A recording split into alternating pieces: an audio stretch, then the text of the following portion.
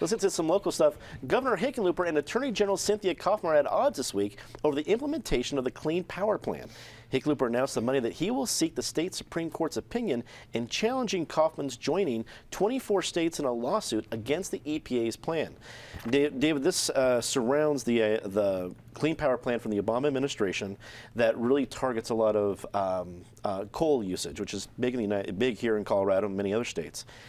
But the governor fighting the attorney general of one state on who can sue what, where do you think this is likely to land? He has not yet written this letter to the Colorado Supreme Court, which he said he was going to do on Monday. It'll be interesting to see what's in it. He has some big problems with this. In Colorado, as in most of the country, the Attorney General is, in New Jersey, the Attorney General is appointed by the governor. Everywhere else, the Attorney General is an elected, independent, constitutional officer chosen by the people to represent them. In 2010, I debated Jane Dubofsky, former Colorado Supreme Court Justice, on Obamacare, and she was criticizing Attorney General Suthers for having joined the multi-state suit against it. And she also said, well, she thought it was a stupid suit and had no chance of success. Not an entirely correct prediction. She also very firmly said that it was unquestionable that the Attorney General had the legal authority to do that, and in fact, the law in Colorado about that was the strongest in the entire country.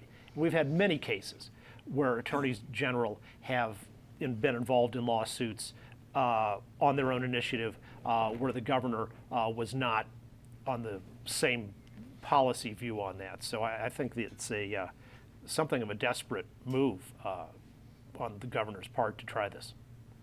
Ed, did you find it surprising to see Governor Hickenlooper's announcement?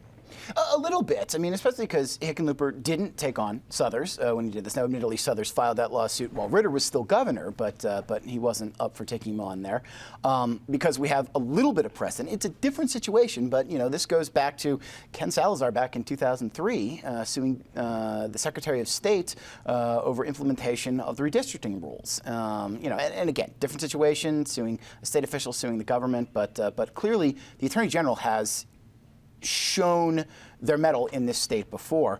And the last thing is worth noting is that, you know, this is technically the Attorney General's power. I mean, the Attorney General is the chief court officer, for lack of a better description, in what they do as a job. When she says, I'm suing on behalf of the people of Colorado, we do have to remember, we elected her to be the chief legal officer for this state. I think too many people vote in the down ballot races based on party, and they don't realize I'm electing somebody who has a very specific job here. And maybe it should at least get people thinking about, oh, if you don't like what Cynthia Coffman did, we should question our attorney generals more often in the future about where they're going to stand with governors and the federal government. Susan, Governor Hickenlooper accused Cynthia Coffman of politicizing the issue with this lawsuit. Is he politicizing the issue by trying to challenge it? I don't think so. I mean, her argument for doing this is the government has overreached, the federal government, D.C. has overreached with this legislation, and she's representing the will of Coloradans. On this issue, Coloradans voted in 2004 to pass a constitutional ballot measure creating clean energy standards. We've risen up as a clean energy economy. We tightened those standards in 2013. It's clearly the will of this state and the will of our voters and the will of our legislature to have these standards. So her point about it being overreaching, I think, is out of tune with the people of Colorado. What's more is, yes, attorneys general of both parties have gone against the governor in the history of this state. I think what's different about this situation is that she did it in a very rogue, very uncollaborative, not communicating kind of way. She just went ahead and did it. And we know from documents that she's consulted with out-of-state, especially Texas, energy company lobbyists who are not registered in Colorado in working up to her participation in this lawsuit. And I think the real question is, you know, what is she actually jockeying for politically? Like, she's toast. This woman is toast. She's been involved in a major scandal involving alleged blackmailing of the party chairman this year. Nobody ever discusses her as a viable candidate for anything higher than the office she holds. and nobody seems to be able to get along with her. And so I don't know, if this is a political stunt, I don't know what she's posturing for, because I don't think she has a future beyond this office. Patty, you think we're about to see more fireworks between the AG and the governor?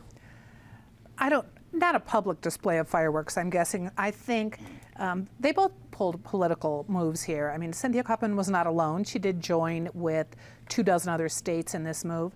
Hickenlooper, who has had oil and gas commission hearings, he's been having clean air hearings, he has just did his climate change report. I mean, clearly he cares about the environment. This was not a happy move for him to see his AG come forward with. So whether he ever actually sends that letter to the Colorado Supreme Court or not, he's made his displeasure clear, and we'll continue to be talking about the environment for the next 100 years here in Colorado. That's for sure.